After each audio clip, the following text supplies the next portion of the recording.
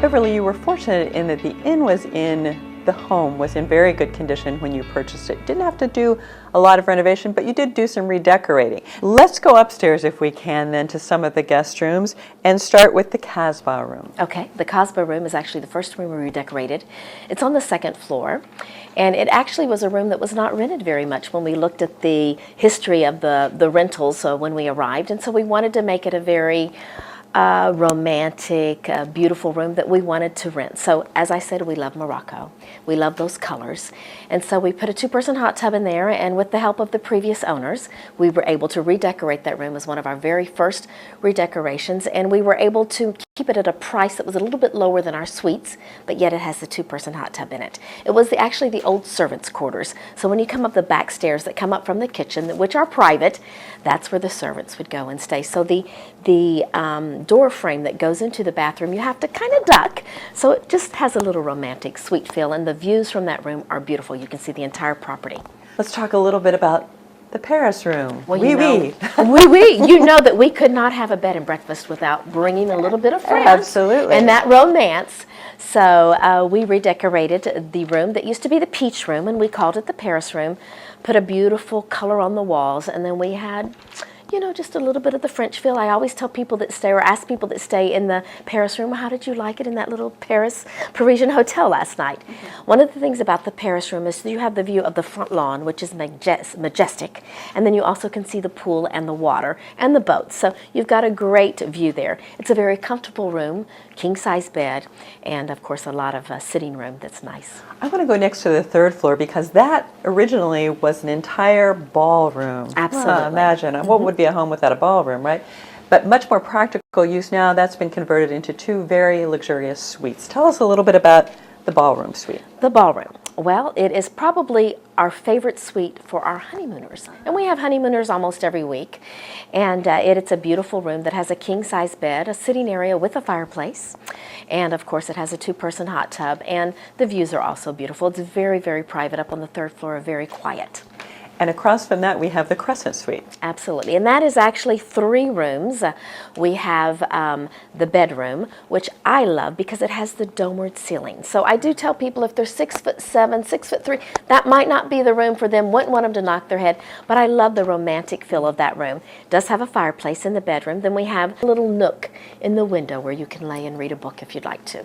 Let's go next to the garden room, which is on appropriately the lower level. Tell us a little bit about the amenities there. Well, the garden room is also one of our very popular rooms, and the one thing that makes that room very popular is the private hot tub that we have on a porch, and so it's a very popular room. Let's go back outside now because every bit of this property really has been used wisely.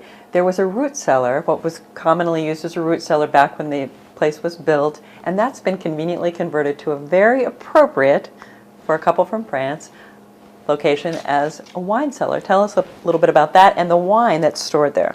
Well, when we saw the property, I will tell you that when we viewed the property, Patrick saw this little hill and what looked to be like a cave. And he asked the property, previous owners, what is that? And they said, oh, it's the old root cellar where they used to store the vegetables. And he said, you know, I'd like for you to clear it out because I think that I can use it. And so when they cleared it out, it became just evident to him that that's where we could store our wine.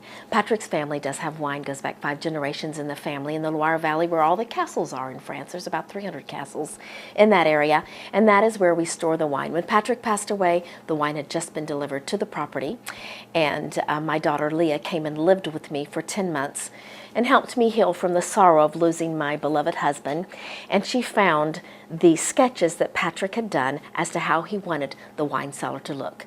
So she painfully bought some wood and nailed every piece of wood to now the wine cellar is a beautiful wine cellar where we store our wine. The temperature's perfect, and it's just another piece of history that we want to live on here. Well, such a fascinating romantic story about how you came to be the innkeeper here. And we want to let everyone know that that fairy tale actually, despite that tragedy, does have a happy ending. Tell us about your most recent Now, I don't want you to make me cry. But you know, when you've loved in life and you've had a love that you thought that you could bottle up and sell and make millions of dollars. You never thought it would happen again. And I will tell you, when I lost Patrick, my heart was closed to love. I thought I will never love again, and I don't want to. I could live the rest of my life on the love that Patrick and I shared. But as my heart healed, I realized that I had a lot of love to give. And I enjoy being married. I love just that partnership that there is in marriage, just sharing the everyday wonderful things. And I was very, very blessed and fortunate to meet a wonderful man, Craig Bonert, who stole my heart. And I will say that I resisted him for many months and just was so afraid to love again. But it was very evident that we were compatible and that he would be just a wonderful addition to my life. So 2 months ago, last Sunday, we were married. And I'm so excited. The two of you have this wonderful, romantic, happily ever after ending. The Inn on Crescent Lake is also a great opportunity for other couples to share their romance here. Talk a little bit about the weddings and other events that can draw people to your location. Well, yeah, it's such a wonderful venue. It has some flexibility. We can do small, intimate indoor weddings, or during the summer months, the front lawn is just an absolutely spectacular area. We also have a beautiful gazebo next to the mansion that is a beautiful location for a wedding as well. Craig, it's a great location too in that it's a very close drive for anyone who wants to come in. It's great for a staycation. Very much so, especially with gas prices nowadays, and with you all located in Lawrence. I mean, that's an easy 90-minute drive, and you feel like you've gone hours and hours into the most secluded, romantic place that you could ever find. It's perfect for anybody looking to do a staycation. We draw people from Des Moines up in Iowa, Nebraska, Oklahoma, St. Louis. They come from all over to see this place. Even international travelers, from what I understand. Yes, we've had people from Iran, actually soldiers who are just coming off a rotation from active duty in Afghanistan and Iraq have come straight here in their fatigues, met their spouses here to renew and rejuvenate. Now, I know, Craig, your background is in communications, journalism. You've worked with the Olympics and you've traveled the world.